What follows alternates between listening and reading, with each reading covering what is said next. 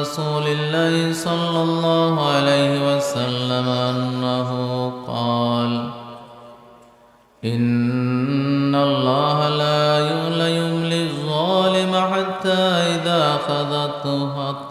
أخذه لم يفلت. قال فقرأ النبي صلى الله عليه وسلم وكذلك أخذ ربك إذا أخذ القرى وهي ظالمة.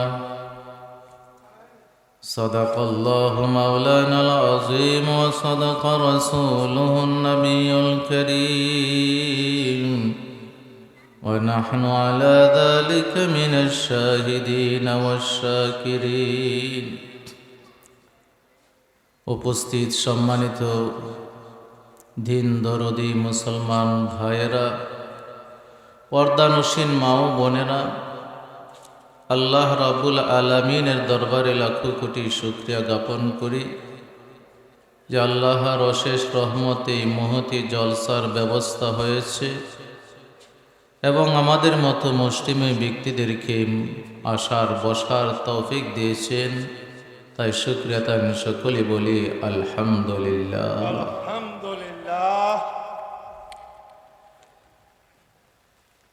আমি তো আপনাদের স্থানীয় সবসময় আলোচনা করি, এখানে দীর্ঘ আলোচনা করার আমার মোটেও ইচ্ছা নাই, বরং অল্প আলোচনা করারও তেমন খেয়াল ছিল না।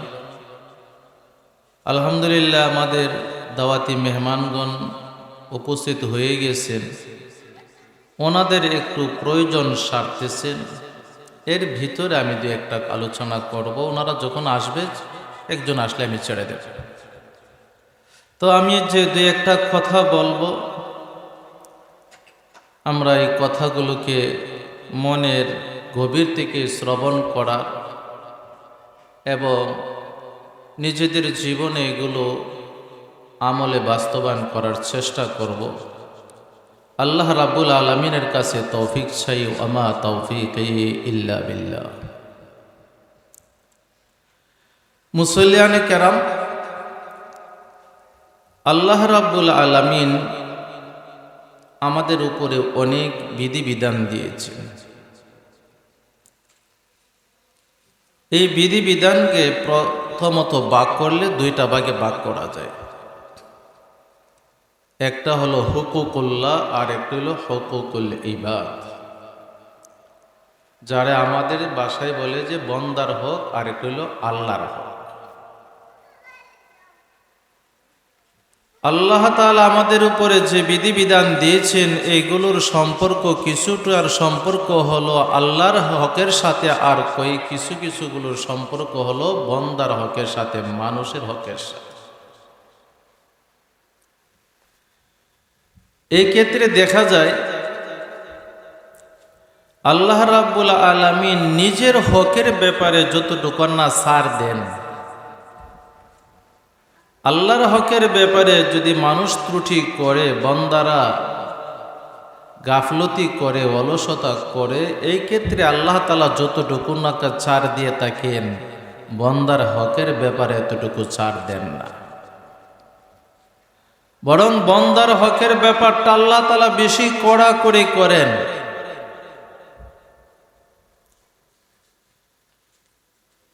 আর বন্দার হকের সাথে মূলত দিনের গুরুত্বপূর্ণ অংশ রয়ে গেছে।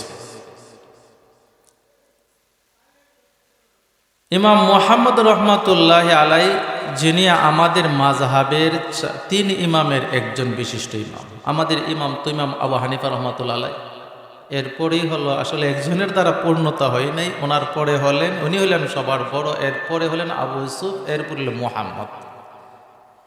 এই ইমাম মুহাম্মদ রহমাতুল্লাহ আলাই তিনি মূলত এই যে ইমাম আবু হানিফার মাযহাবটাকে টিকিয়েছেন ওনার মাধ্যমে, কারণ ওনারই লেখাগুলো পাওয়া যায় বেশি। উনি যা কিছু লেখছেন, এর উপরে একদিন একজন প্রশ্ন করলো, আপনি জুহুদ সম্পর্কে কিছু লেখলেন না? তখন তিনি বললেন, কে বলছে আমি জুহুদ সম্পর্কে লিখি নাই? কোথায়? আমরা তো পাই না। আপনি কিতাব লিখছেন, ওই ফেকা এগুলো মাসলা মাসাল এগুলো নিয়ে লিখছেন। তিনি বলেন, কিতাবুল বয়ু, আমি বেচা কিনা যে লিখছি, অধ্যায় লিখছি জানো না? হ্যাঁ, ওই বেচা কেনার সম্পর্কের সাথে মূলত জুহুদ এবং তাকওয়া বেশি জড়িত। অর্থাৎ তিনি বোঝাইতে চাইতেছেন, তোমরা মনে করতেছ নামাজ রোজা ইবাদত বন্দেগী এইগুলার দ্বারাই বুঝি একজন আল্লাহর ওলি হতে পারে। তুমি বলতেছ আমি এই ব্যাপারে লিখি নাই। না না, এই ব্যাপারে মূলত ইহার সাথেই এই নামাজ রোজা নফল জিকির আজকার এইগুলার সাথেই আল্লাহর ওলি হওয়াটা সীমাবদ্ধ না, বরং বেশিরভাগই নির্ভর করে মানুষ পরস্পর লেনদেন আচার আচরণ এইগুলার সাথে। আমরা যে কিতাবগুলো পড়ি, এগুলা পড়লে যেমন আমাদের হানাফি মাযহাবের ফিকহের উপরে সবচেয়ে গুরুত্বপূর্ণ কিতাব হলো হিদায়া। হেদায়া কিতাবটা 4 খণ্ডে লেখা। এটা না পড়লে কোনো আলেম হতে পারবে না। এই 4 খণ্ডের মধ্যে 1 খণ্ডের মধ্যে উনি ঈমান এবং ইবাদত সম্পর্কে লিখছেন, আর বাকি 3টা খণ্ডেরই সম্পর্ক হলো গিয়ে সেটা মানুষের আচার আচরণ লেনদেনের সাথে। এই বিষয়ের ওপরে লক্ষ্য করে কেউ কেউ বলতেছেন যে দিনের যতগুলো বিধিবিধানের সম্পর্ক রয়েছে এর মধ্যে দেখা গেল এটার 4 ভাগ যদি করা হয়, তাহলে 1 ভাগের সম্পর্ক হলো হুকুকুল্লাহর সাথে, আর বাকি 3 ভাগেরই সম্পর্ক হলো হুকুকুল ইবাদ, বান্দার হকের সাথে।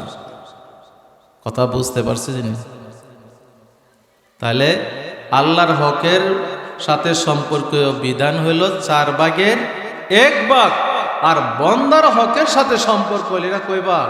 4 ভাগের 3 ভাগে। তাহলে একটা মুসলমান পূর্ণাঙ্গ মুমিন হতে গেলে 4 ভাগের উপরে যদি আমল করে পূর্ণাঙ্গ হবে। এর মধ্যে যদি দেখা যায় যে শুধু হুকুকুল্লাহ আছে, হুকুকুল ইবাদ ঠিক নাই, তাহলে তার 4 ভাগের 3 ভাগই নেই। পূর্ণ হতে গেলে কি লাগবো? 4 ভাগ করতে গেলে দেখা যাইব হুকুকুল ইবাদটাকে বেশি গুরুত্ব দেওয়া উচিত।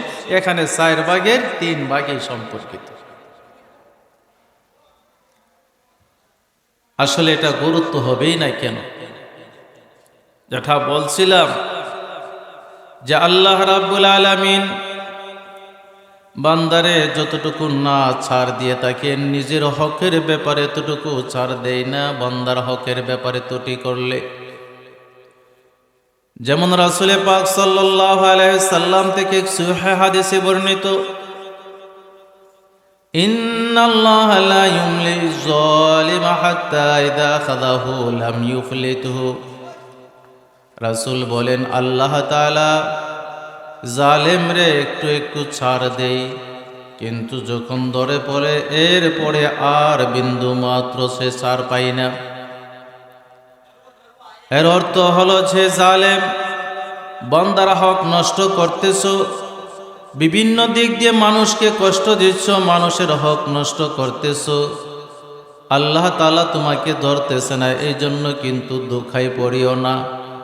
তুমি ভাববো না যে আমি তো গুনাহ করে করে ছাড় পেয়ে যাচ্ছি, আমি তো কতজনের দাঁত ফালাইছি, কতজনের কথা বলে তার অন্তরকে কলিজাকে ছিদ্র করে ফেলেছি, আমি কতজনকে কটু কথা বলে তার দিনের রাতের ঘুম হারাম করে দিয়েছি, কতজনরে আমি বেইজ্জতি করেছি, ইজ্জত কেড়ে নিয়েছি, কতজনরে নানাভাবে আমি কষ্ট দিয়েছি, কতজনের টাকা পয়সা মারতেছি, কোথায় কিছুই তো হয় না।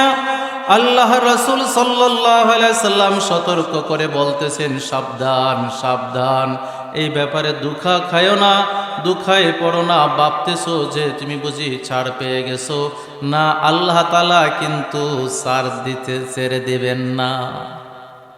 আল্লাহ কি দিছেন? ছাড় দিছেন, ছাড়বেন না, ছেড়ে দিবেন না। একটু ছাড় দিছে, একটু ঢিল দিছে। আর জালেমের বিষয়টা হলো এমন, যখন এটা ধরে আর এটারে আর একটু শ্বাস ফেলবারও সুযোগ দেয় না। আতাউল্লাহ বুখারী রাহমাতুল্লাহি আলাইহি থেকে বর্ণিত, তিনি বলেন, আমার জীবন আমি 2টা জিনিসকে খুঁজে আজও পাই নাই। অনেক বড় আলেম ছিলেন, বড় বিতর্কিক ছিলেন, তর্কবাদী ছিলেন।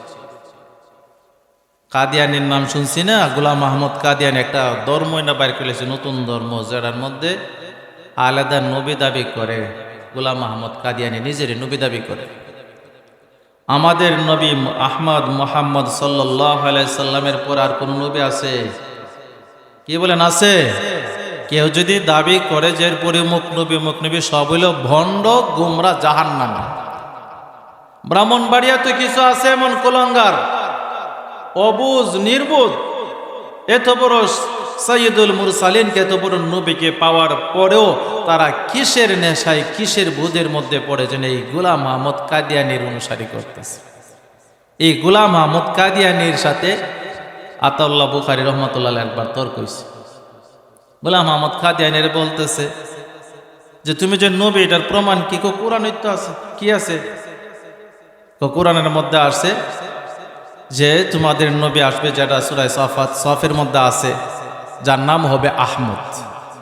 তো আমার নাম আহমদ বা আমি আহমদ হিসেবে আসছে। আতাউল্লাহ বুখারী রহমাতুল্লাহ, তোমার নাম তো আহমদ না, তোর নাম ছিল গোলাম আহমদ। আসলে ওর নাম ছিল কি? গোলাম আহমদ।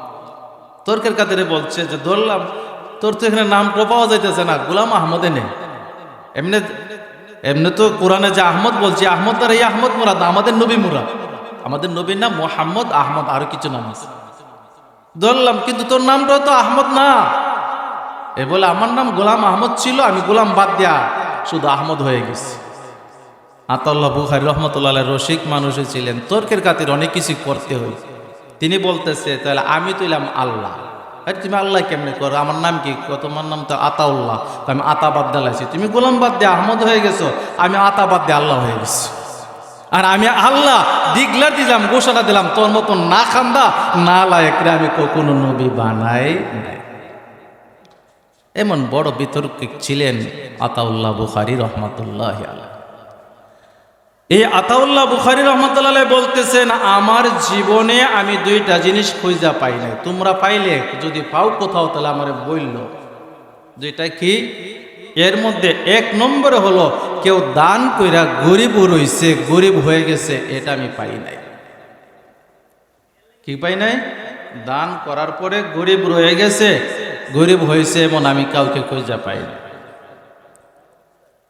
দ্বিতীয় নম্বর বলেন, কেউ জুলুম কইরা সেরা দুনিয়ার মধ্যে বাচ্চা গেছে গা, জুলুম করার পরে জুলুমের পরিণতি ভোগ করে নাই, এমন কাউকে আমি খুঁজা পাই না।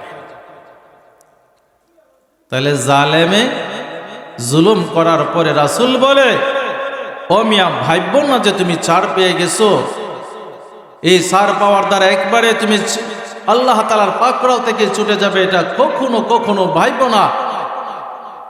বরং জালেমকে আল্লাহ তাআলা অবশ্যই অবশ্যই দুনিয়াতে তার পরিণতি ভোগাই দেবে। আর এই ভোগাইতে গিয়ে সেরা যখন ধরবে তখন কিন্তু আর কোন রকমের সুযোগ পাবে না সে।